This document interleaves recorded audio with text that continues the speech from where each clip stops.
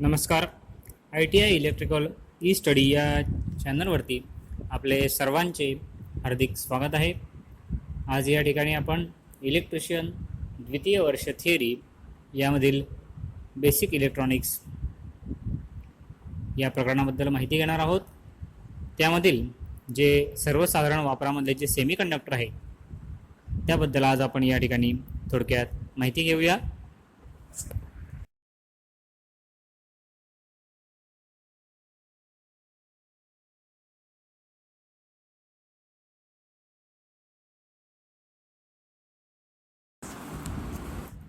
चला तर मग बघू. कॉमन यूज सेमीकंडक्टर म्हणजे सर्वसाधारणपणे वापरामध्ये जे सेमीकंडक्टर येतात त्याची माहिती. आपल्याला माहिती आहे की अनेक सेमीकंडक्टर्स हे इलेक्ट्रॉनिक क्षेत्रामध्ये उपलब्ध आहेत. त्यापैकी अतिशय जे थोडेसे सेमीकंडक्टर आहेत तेच फक्त इलेक्ट्रॉनिक्ससाठी वापरता येतात. त्यापैकी जे जर्मेनियम आणि सिलिकॉन हे जे दोन सेमीकंडक्टर आहेत यांचाच वापर हा जास्त प्रमाणामध्ये इलेक्ट्रॉनिक या क्षेत्रामध्ये होत असतो. पहिला आहे जर्मेनियम GE आणि सिलिकॉन म्हणजे SI असे जे दोन सेमीकंडक्टर आहेत त्या दोन सेमीकंडक्टरचाच जास्त वापर या इलेक्ट्रॉनिक क्षेत्रासाठी होत असतो. कारण हे जे दोन सेमीकंडक्टर आहेत हे दोन सेमीकंडक्टर पदार्थांचे जे कोव्हॅलंट बॉन्ड आहे ते कोव्हॅलंट बॉन्ड तोडण्यासाठी जी काही ऊर्जा लागते ती अतिशय कमी स्वरूपाची असते. म्हणून जर्मेनियम आणि सिलिकॉन या दोन सेमीकंडक्टरचा उपयोग हा इलेक्ट्रॉनिक क्षेत्रामध्ये जास्त प्रमाणात केला जातो.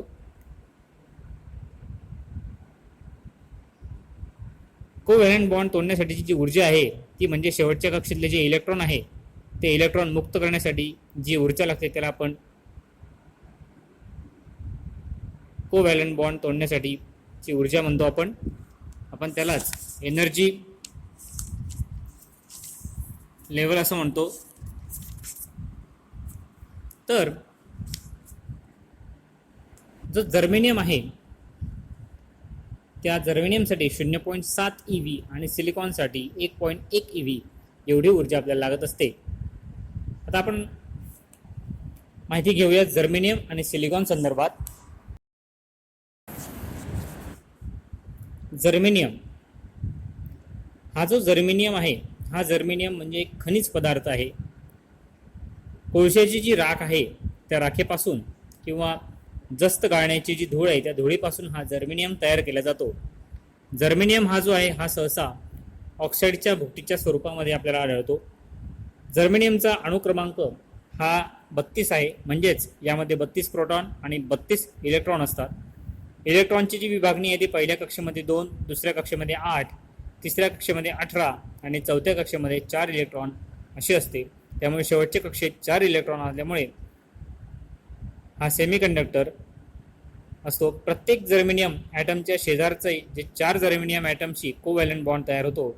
म्हणून जर्मेनियमची जी मांडणी आहे ती मांडणी क्रिस्टलाइन म्हणजे स्फटिकासारखी असते. असा हा जर्मेनियम आहे. जर्मेनियम हा एक खनिज पदार्थ आहे. कोळशाच्या राखेपासून किंवा जस्त गाळण्याच्या धुळीपासून हा जर्मेनियम तयार केला जातो. पुढचा जो सेमीकंडक्टर आहे तो म्हणजे सिलिकॉन. हा जो सिलिकॉन आहे हा सिलिकॉन साधारण खडकापासून आपल्याला मिळतो. आपल्या वापरातली जी वाळू आहे ती वाळू देखील एक सिलिकॉन ऑक्साईडच असते.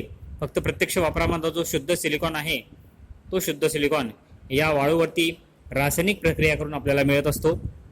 हा जो सिलिकॉन आहे या सिलिकॉनचा ॲटॉमिक नंबर म्हणजे अणुक्रमांक हा 14 आहे. म्हणजे यामध्ये 14 प्रोटॉन आणि 14 इलेक्ट्रॉन्स असतात. इलेक्ट्रॉनची जर विभागणी करायला झालं तर पहिल्या कक्षेमध्ये 2 इलेक्ट्रॉन येतील, दुसऱ्या कक्षेमध्ये 8 इलेक्ट्रॉन येतील आणि जी तिसरी कक्षा आहे त्या तिसऱ्या कक्षेमध्ये 4 इलेक्ट्रॉन येतील. म्हणजे यामध्ये देखील शेवटची जी कक्षा आहे त्या शेवटच्या कक्षेमध्ये 4 इलेक्ट्रॉन्स आहेत. प्रत्येक सिलिकॉन जो ॲटम आहे त्या ॲटम शेजारचे जे 4 सिलिकॉन ॲटमचा जो आहे असा तो कोव्हॅलंट बॉन्ड तयार करतो. त्यामुळे सिलिकॉनची मांडणीसुद्धा ही क्रिस्टलाइन म्हणजे स्फटिकासारखीच असते. हा जो सिलिकॉन आहे हा साधारण खडकापासून आपल्याला मिळतो.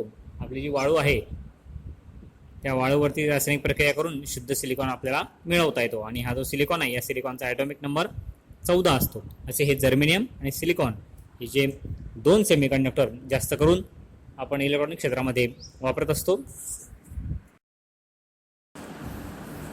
आता बघूया होल करंट. होल करंट म्हणजे काय? तर आपलं जे रूम टेम्परेचर असतं म्हणजे सामान्य तापमान आहे, या सामान्य तापमानाला सेमीकंडक्टर मधील काही जे कोव्हॅलंट बॉन्ड आहेत ते तुटतात आणि त्यामधले जे इलेक्ट्रॉन्स आहेत ते इलेक्ट्रॉन्स हे मुक्त होतात. अशा वेळेस जो सेमीकंडक्टर आहे त्या सेमीकंडक्टरच्या भोवती जर आपण विद्युत क्षेत्र लावलं तर या ठिकाणी जे इलेक्ट्रॉन्स आहेत त्या इलेक्ट्रॉन्समुळे विद्युत करंट हा व्हायला सुरुवात होतो आणि असा जो करंट वाहतो त्या करंटला आपण होल करंट असं म्हणतो. जेव्हा थर्मल एनर्जीमुळे कोव्हॅलंट बॉन्ड तुटतो तेव्हा एक इलेक्ट्रॉन हरवतो, त्यामुळे तेथे एक पाकळी तयार होते, म्हणजेच कोव्हॅलंट बॉन्ड मधील एक इलेक्ट्रॉन हरवतो म्हणजे तो मिसिंग होतो आणि जी इलेक्ट्रॉन हरवलेली जी जागा आहे त्या जागेला आपण होल असं म्हणतो. आणि हा जो होल आहे हा होल पॉझिटिव्ह चार्जसारखा कार्य करतो. ज्यावेळी एक इलेक्ट्रॉन मुक्त होतो त्यावेळी त्याची जी रिकामी जागा आहे त्या रिकाम्या जागेत होल तयार होतो आणि एक मुक्त इलेक्ट्रॉन एक होल तयार करतो. म्हणून थर्मल एनर्जीमुळे इलेक्ट्रॉन होलच्या जोड्या तयार होतात आणि अशा प्रकारे होलच्या स्वरूपामध्ये असंख्य मुक्त इलेक्ट्रॉन या ठिकाणी तयार होत असतात आणि या ठिकाणून जो करंट वाहतो त्याला आपण होल करंट असं आपण म्हणत असतो.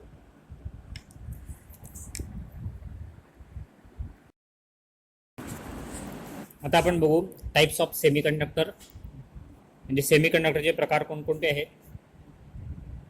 तर इलेक्ट्रॉनिक क्षेत्रामध्ये जे काही सेमीकंडक्टर वापरले जातात त्याचे दोन प्रकार पडतात. पहिला आहे इंट्रिन्सिक सेमीकंडक्टर आणि दुसरा आहे एक्सट्रिन्सिक सेमीकंडक्टर.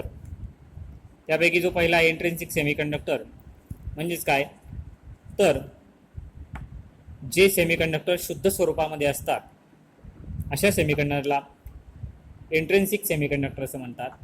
जे सेमीकंडक्टर हे शुद्ध स्वरूपामध्ये असतात अशा सेमीकंडक्टरला आपण इंट्रिन्सिक सेमीकंडक्टर असं म्हणतो.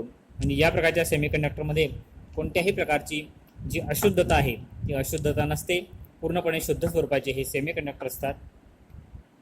त्यानंतर पुढचा प्रकार आहे एक्सट्रिन्सिक सेमीकंडक्टर.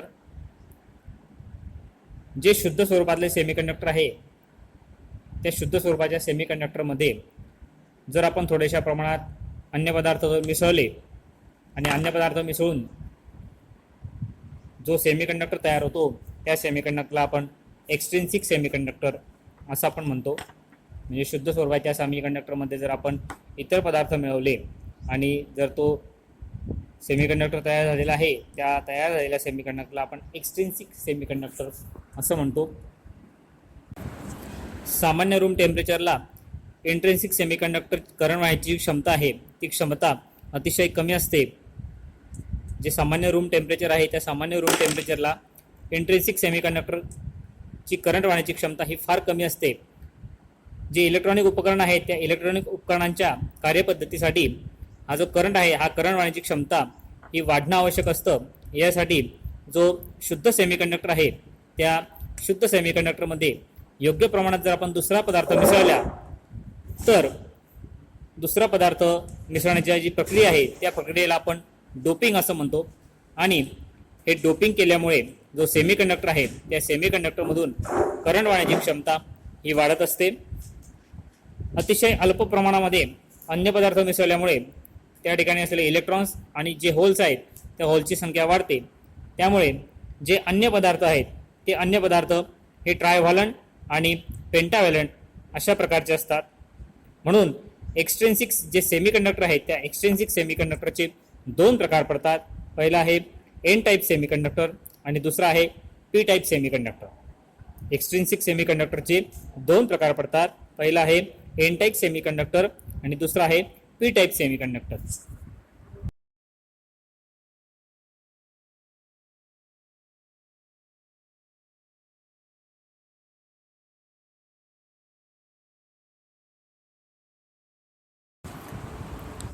आज या ठिकाणी आपण आपल्या सर्वसाधारण वापरामधले जे सेमीकंडक्टर आहेत त्यामधील जर्मेनियम आणि सिलिकॉन, त्याचबरोबर होल करंट काय असतो आणि सेमीकंडक्टरचे दोन प्रकार म्हणजे इंट्रिन्सिक सेमीकंडक्टर आणि एक्सट्रिन्सिक सेमीकंडक्टर याबद्दल थोडक्यात माहिती घेतली.